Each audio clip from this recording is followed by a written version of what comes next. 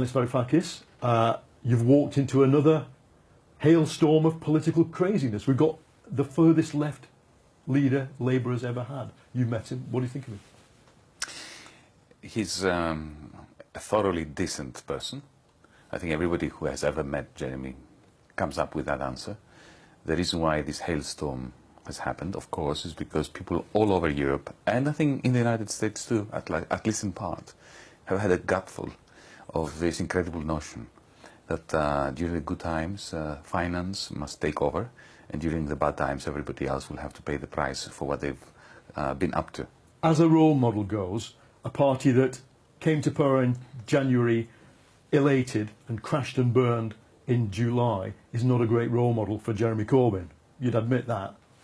It's a cautionary tale that the exuberance of the first moment has to be managed and has to be channeled into defense mechanisms against the onslaught, which will come from an establishment that is not going to give up its privileges very easily.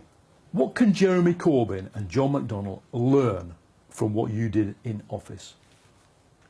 The one important lesson is that the people out there, if the message is right, if you are sincere, if you forget about spinning and speak to their heart and address them directly as adults, are not going to be terrorized by the media. Don't fear the media. The media can be bypassed if the message is right and if sincerity defeats hypocrisy. You, at one point, were very dismissive of Labour, I remember. Mm-hmm. Does this prove a party like Labour can be, in your eyes, redeemed? Everyone can be redeemed, as long as they do the right thing. Labour lobotomized itself sometime in the 80s and continued to do so.